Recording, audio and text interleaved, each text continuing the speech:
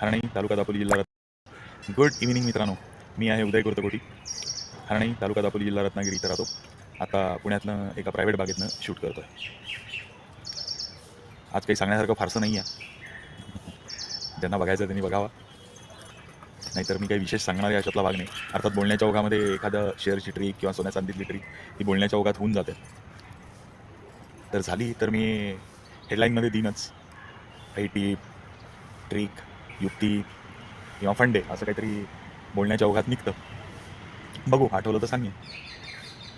त्याच्या वेळा गोष्टी असतात, खूप छान छान गोष्टी असतात. त्याच्यावरनं आठवलं की चार्ली मुंगर, मी ॲक्च्युली इंग्लिशमधनं वाचलं होतं, पण नंतर विसरून गेलो होतो. कधीतरी 2-3 वर्षापूर्वी वाचलं होतं आणि त्याचे मुद्दे काढून ठेवलेले होते. खूप छान मुद्दे होते, सगळे शेअर बाजाराविषयी होते. आणि मी जो कोर्स घेतो त्या कोर्समध्ये काही पुस्तकांचे भाग देत असतो.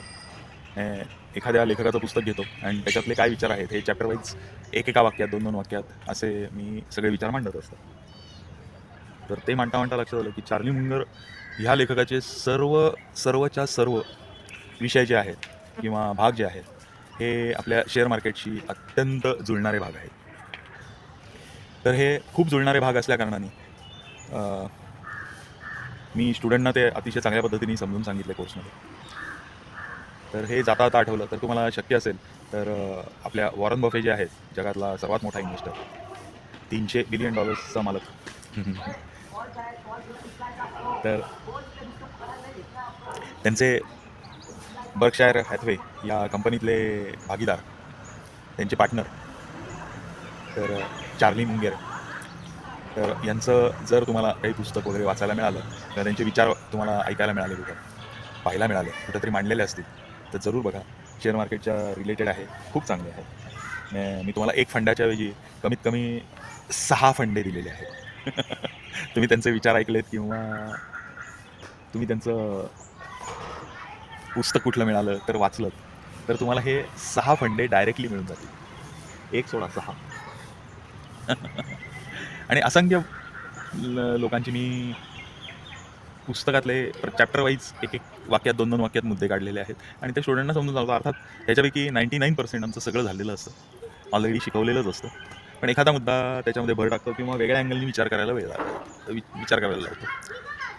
तर अशा प्रकारच्या ह्या गोष्टी असतात आणि खूप चांगल्या असतात, वाचण्यासारख्या असतात. पुस्तकं वाचलात तर तुम्हाला बरंचसं विजन ही यायला सुरुवात होते, मोठी होते विजन. आणि काही पुस्तकं मोटिवेशनल असतात. मोटिवेशनल पुस्तकांमध्ये उदाहरणं खूप दिलेली असतात. अर्थात ही उदाहरणं बऱ्याच वेळा खरी नसतात असं माझं तरी मत आहे. असतीलही, मे बी असतील, पण अर्थात हेनरी फोर्डसारख्या माणसाचं जर का उदाहरण दिलेलं असेल तर ते खरं आहे किंवा खोटं आहे हे कळायलाच मार्ग नाही. तसंच वॉरन बफे जे सांगतात त्यांच्या सांगण्यात आणि करणीमध्ये खूप मोठा फरक आहे. सॉरी, कॅमेरा हल्ला. पण तुम्ही जर का वॉरन बफेचे पाठीमागची हिस्ट्री पाहिली, मिळते कुठं ना कुठंतरी मिळते, गुगल सर्च करा तर तुम्हाला मिळून जाते त्याच्यामध्ये. तर ती हिस्ट्री जर का तुम्ही पाहिली ना तर त्या हिस्ट्रीमध्ये बऱ्याच ठिकाणी तुम्हाला ते जे सांगतात वॉरन बफे आणि प्रत्यक्ष त्यांनी जे काही केलेलं आहे त्याच्यामध्ये तफावत आहे. आपले राकेश झुंझुनवालाजी हे मात्र बिनधास खरं बोलत होते, बिनधास, की मी ट्रेडिंग करत होतो, नो स्ट्रॅटेजी. कमालीचा माणूस होता तो, कमालीचा. म्हणजे 11 वाजता ते आपल्या असिस्टंट्सना सांगायचे की हे शेअर घ्या किंवा अमुक भावाला करा किंवा अमुक भावाला ट्रेडिंग करा. आणि तोपर्यंत त्यांनी चार्टशिवाय काहीही बघितलेलं नसायचं, फक्त चार्टवर नजर टाकून ते सांगायचे. ही त्यांचं स्किल म्हणता येईल. आणि ते जे खरं असायचं तेच म्हणजे बोलत होते. चांगला माणूस होता. कधीही त्यांनी स्वतः करायचं एक आणि सांगायचं वेगळंच तोंडाने, असं त्यांनी कधीच केलं नाही.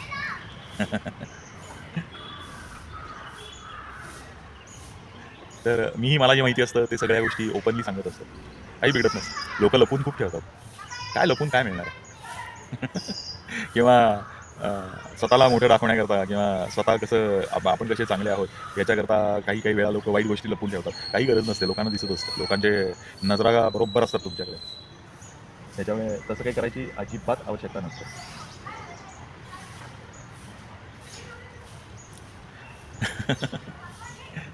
एनिवे, आपलं पुस्तकांविषयी चाललेलं होतं, पुस्तकं जरूर वाचत राहा, त्यातून बऱ्याचशा गोष्टी कळतात. आणि त्याच्या नोट्स काढा. म्हणजे काय होतं, की पुस्तकात इम्पॉर्टंट काय, अनइम्पॉर्टंट काय आहे, तर ते गाळून तुम्हाला वाचता यायला पाहिजे, ते शिकता यायला पाहिजे, की जे इम्पॉर्टंट नाही ते पहिल्याच वाचनामध्ये तुम्ही कसं गाळून टाकायचं. आणि दुसऱ्या वाचनात तुम्ही नोट्स काढलेल्याच असतात. पुस्तकावर मार्किंग असतं किंवा वहीमध्ये नोट्स काढलेल्या असतात. त्या एकदा नोट्स तुम्ही काढल्या, की तुम्हाला पुढच्या गोष्टी खूप म्हणजे खूप सोप्या होऊन जातात. खूप सोप्या होतात. तुम्हाला नोट्स एकदाच काढायच्या असतात आणि नंतर मग जेव्हा तुम्हाला ते खूप शॉर्ट करायचं असतं, त्यावेळेस तुम्हाला कुठलं इम्पॉर्टंट आहे, कुठलं कमी इम्पॉर्टंट आहे आणि कुठलं अजिबात इम्पॉर्टंट नाही, नोट्स काढले असले तरी, हे झटक्यात कळतं. आणि ते तसं कळावं अशीच अपेक्षा असते आणि तशाच पद्धतीने तुम्हाला त्या नोट्स काढत काढत जायच्या असतात. फार छान वाटतं. छान वाटतं म्हणजे तुमचा अभ्यास होतो. एखादी अचीव्हमेंट तुम्ही केलेली आहे. अशा प्रकारे तुमचं हे काम सगळं कंप्लीट झालं, की सगळे प्रिन्सिपल तुमच्या डोळ्यासमोर यायला लागतात आणि आपल्याला आयुष्यात काय करायला पाहिजे हे सगळं गोष्टी तुमच्या डोळ्यासमोर यायला लागतात. आणि जेव्हा तुम्ही असंख्य लेखकांची पुस्तकं वाचता, तेव्हा प्रत्येकाची विचारसरणी, विचारधारा आणि त्यांना जे काही सांगायचं आहे ते वेगवेगळं असल्याकारणाने तुम्हाला असा वाईड अँगल मिळायला सुरुवात होते. खूप मोठा अँगल आणि आयुष्याकडे पाहण्याची तुमची दृष्टीच बदलते. कितीतरी चांगली चांगली पुस्तकं. मला सर्वात जे इन्स्पायरेशन मिळालं ते नेपोलियन हिल यांचं थिंक अँड ग्रो रिच ह्या पुस्तकाने मिळालं.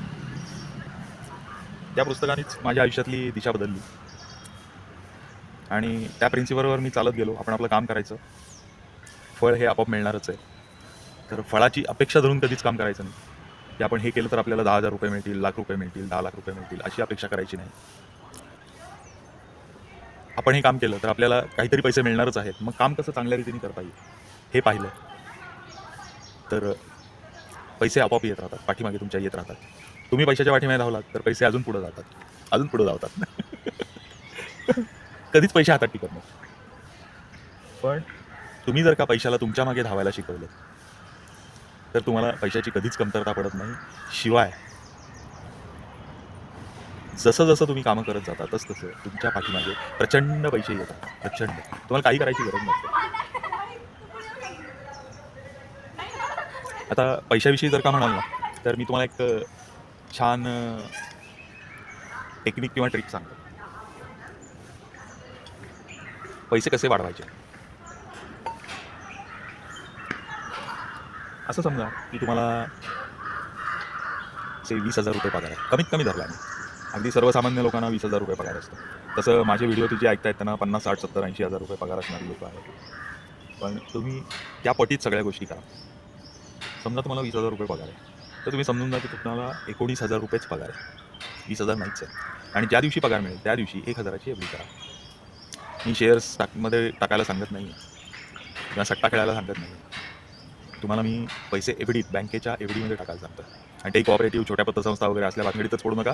मोठ्याच बँका बघा, जसे bank of Baroda, bank of Maharashtra, state bank of India अशा कुठल्याही मोठ्या नावाजलेल्या सरकारी बँकेमध्ये किंवा प्रायव्हेट बँकेत, प्रायव्हेट बँक जशी HDFC आहे, ICICI आहे, अशा मोठ्या बँकेमध्ये फक्त तुमची एफ-डी करा.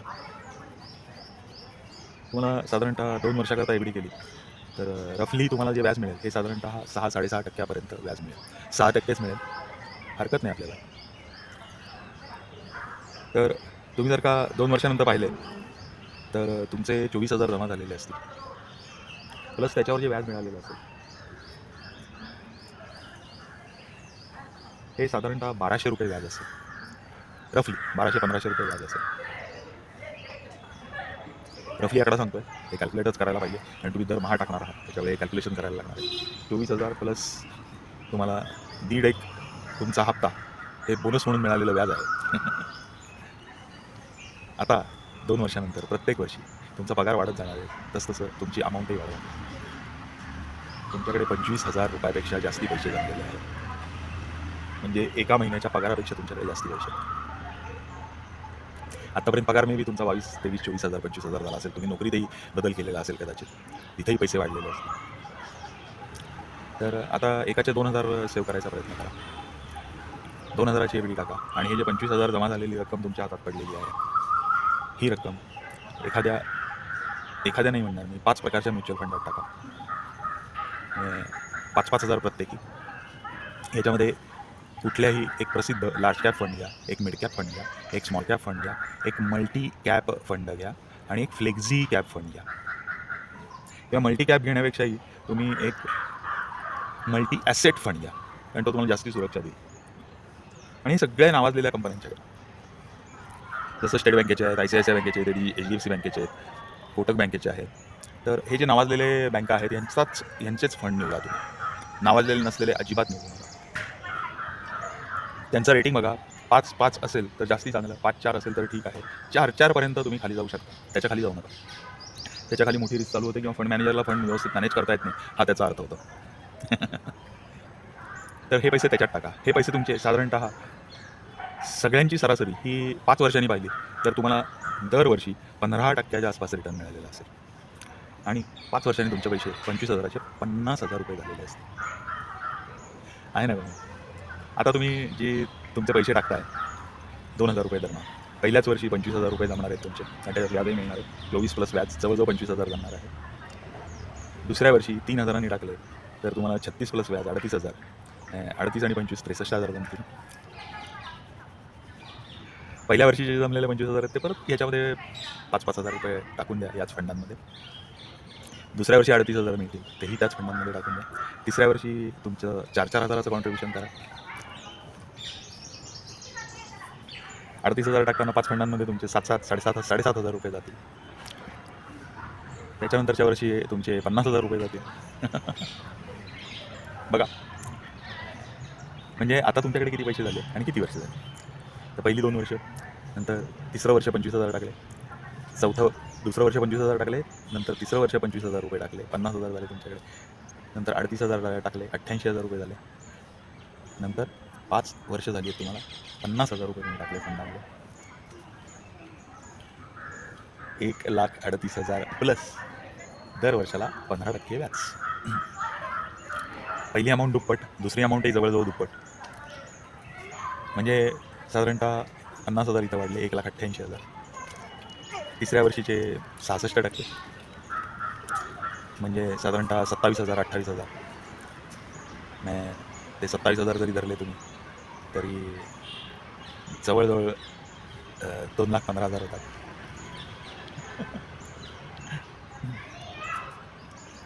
ओके. त्याच्यानंतर चौथ्या वर्षीचे तुमचे निम्मे झालेले असतील, म्हणजे 50,000चे 75, म्हणजे 2,15,000 अधिक 25 हे झाले 2,40,000 झाले. ओके. त्याच्यानंतर पुढच्या वर्षीचे जे आहेत हे हार्डली 15% वाढलेले आहेत, म्हणजे रफली तेवढेच धरा तुम्ही. 2.5 लाख रुपये किती झाले आपण मोजले होते, 2,50,000 किती मोजले होते आठवत नाही मला. ठीक आहे, 2,50,000 धरू. आता 6वं आणि 7वं वर्ष आहे, कारण पहिल्या 2 वर्षाची आपण FD केलेली होती.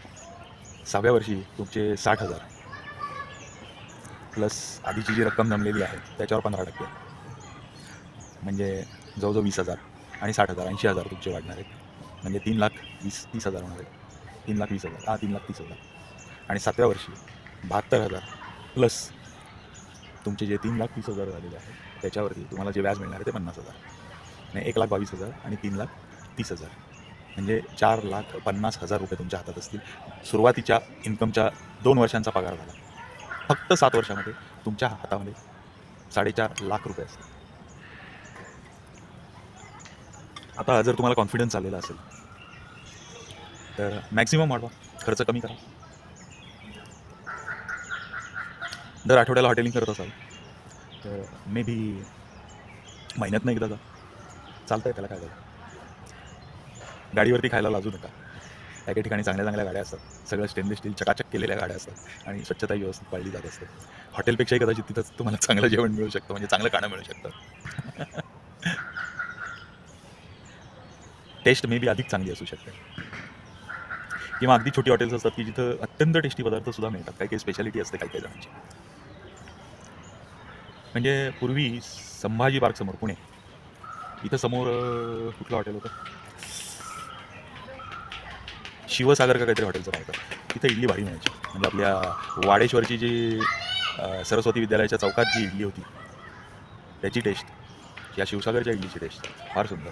त्याच्यापेक्षाही सुंदर टेस्ट ही मला बँगलोरच्या एका टपरीत सापडली होती. केवळ अप्रतिम, म्हणजे तशी इडली मी खाल्लेलीच नव्हती आयुष्यात कधी. इतकी सुंदर होती आणि तितकीच चांगली इडली मला एका बारक्याच्या कोथरूड बागेच्या समोर एक हॉटेल आहे, अगदी बारकं हॉटेल आहे,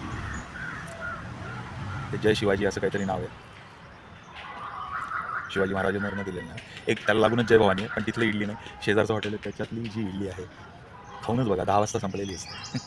कारण सगळे सकाळी येणारे लोकं इडलीच खातात फक्त तिथं. इतकी अप्रतिम आहे. अगदी छोटंसं आहे, म्हणजे बसायला जेमतेम 4 टेबलं 3 टेबलं आणि ती दाटीवाटीने बसवलेली आहे. पण टेस्ट तिथला वडा खाऊन बघा, उडीद वडा अप्रतिम. तिथली साबुदाण्याची खिचडी खाऊन बघा, केवळ अप्रतिम. तर आपण कुठनं कुठं आलो, बत्तीकडनं वलतीकडे झालो. आपला विषय चाललेला होता पैशांचा. तर असे तुमच्याकडे 7.5 लाख रुपये जमले असतील तर प्रयत्न करा तुमची मंथली कॉन्ट्रीब्युशन ही 15,000 करण्याची. आता हे जे 5.5 आहेत ते दर 5 वर्षात तुमचे दुप्पट होणार.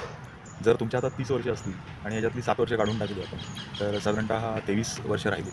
तर आपण असं समजू की कधीतरी तुम्हाला 16% पण मिळून गेलेलं आहे. तर त्या ॲव्हरेजनी तुम्ही 23 वर्षात तुमची रक्कम ही पहिल्या 5 वर्षात दुप्पट, दुसऱ्या 5 वर्षात चौपट, 10 वर्षानंतर 15 वर्षानंतर 8 पट, 20 वर्षानंतर 16 पट आणि 25 वर्षानंतर 32 पट.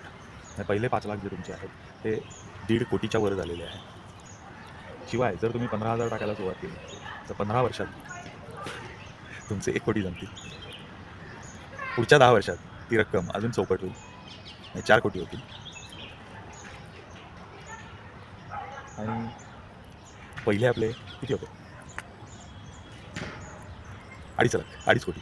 2.5 कोटी आणि 4 कोटी 6.5 कोटी, की अजूनही 30 वर्षांनी 6.5 कोटी रुपये पुरेसे आहेत म्हातारपणी जगायला, मजा करायला.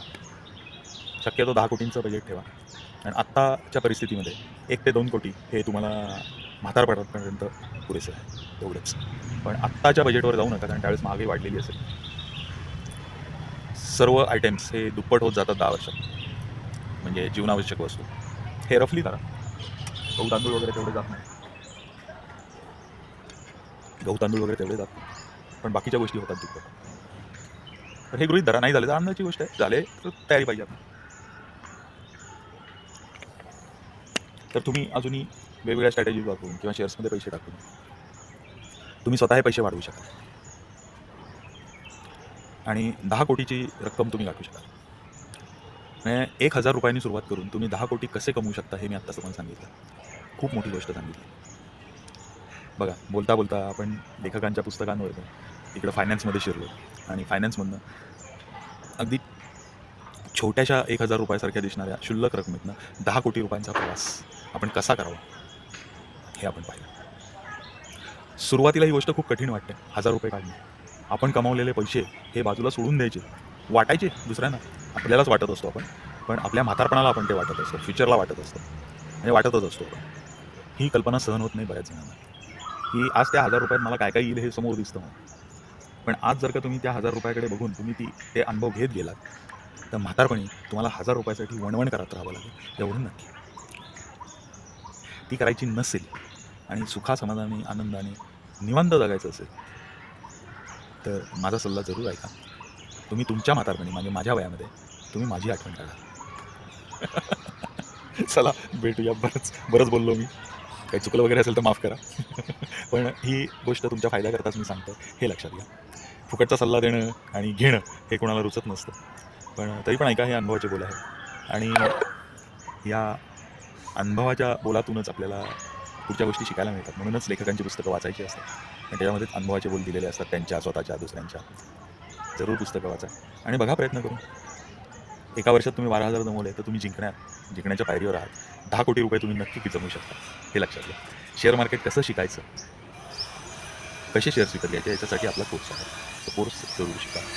तो जर का कोर्स तुम्ही घेतला तर तुम्ही 10 कोटी रुपये हे 10 वर्षातच कदाचित उभे करू शकाल, 15 वर्षात उभे करू शकाल, हे नक्की. चला मग बघा, माझा कोर्सही बघा. डिस्क्रिप्शनमध्ये व्हॉट्सअप नंबर दिलेला आहे, तिथं डिटेल्स मागवा किंवा तिथं असलेला व्हिडिओ बघा. त्या व्हिडिओची लिंक डिस्क्रिप्शनमध्ये दिलेली आहे, जरूर बघा. फार सुंदर आहे. त्यात सगळं सिलेबस दिलेलं आहे, मी काय काय शिकवतो आणि त्याच्यावर एक्सप्लेनेशनही दिलेलं आहे, फी दिलेली आहे, कोर्स ड्युरेशन दिलेलं आहे, सगळं दिलेलं आहे. चला भेटू, बाय.